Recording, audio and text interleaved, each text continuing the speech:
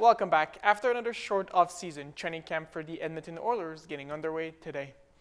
There will be 55 players in camp this year, 6 goalies, 16 defensemen, and 33 forwards. Many familiar faces have been skating at the community arena for the past few weeks. That includes Captain Connor McDavid, who still has not signed a new contract. The players underwent fitness testing today. They first skate as a team tomorrow. The preseason is 8 games long, and the regular season begins on October 8th. The Oilers are coming off 2 back-to-back losses to the Florida Panthers in the Stanley Cup Final. And while the Vancouver Canucks don't start training until tomorrow, former Canucks JT Miller is making headlines in New York. The Rangers named Miller their 29th captain in franchise history. The 32-year-old joined the team in the middle of last season after a reported conflict with Canucks forward Elias Pettersson. Miller collected 35 points in 32 games for the Blue Shirts. General manager Chris Drury says his new captain has been a leader that leads by example since he arrived. Baseball history continues to be written in Seattle. Blasted, center field, and oh, it disappears! He has homered on back-to-back pitches seen tonight! Mariners catcher Cal Raleigh continued his historic season, hitting 2 home runs. That gives him 56 so far this season. He now holds the single-season records for most home runs by a catcher. Last night in Kansas City, he also passed Mickey Mantle for most home runs by switch hitter. Riley needs to hit just one more in his last 11 games to surpass legendary Mariner Ken Griffey Jr. as Seattle's single-season home run king. And finally tonight, a Calgary man is part of a team of 11 blind and visually impaired hikers preparing to climb Mount Kilimanjaro next month. It's all part of a world record attempt to become the largest blind team ever to reach the summit in Africa. CTV's Mark Villani has more on the upcoming adventure. What do we got? Holy man. Peter Quiatini is loading up these dumbbells into his backpack, but he's not going to the gym.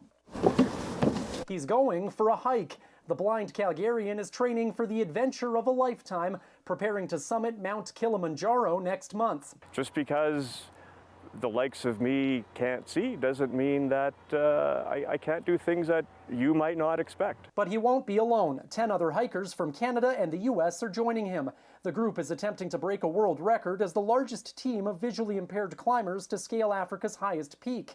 It's a long way up, nearly 5,900 meters to the top, as part of the Lomosho route. That's been on my bucket list for years. Desiree Dion is a fellow blind hiker from Lacombe. She says reaching the summit will be a dream come true. When you see someone you don't understand, it's very easy to judge their capabilities. It's nice to be able to show people it's possible to do things in spite of differences. And other blind climbers like Tammy Adams from Toronto say traveling as part of a team will actually heighten her senses. You know, make sure you're lifting up your feet and you're aware of your surroundings and you're listening.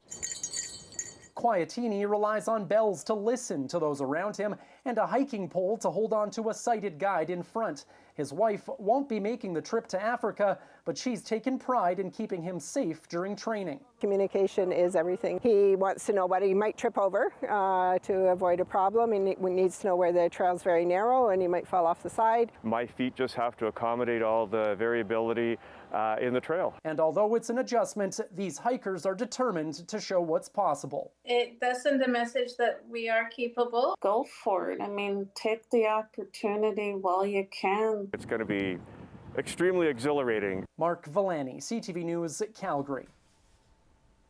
That's all for sports, Michael.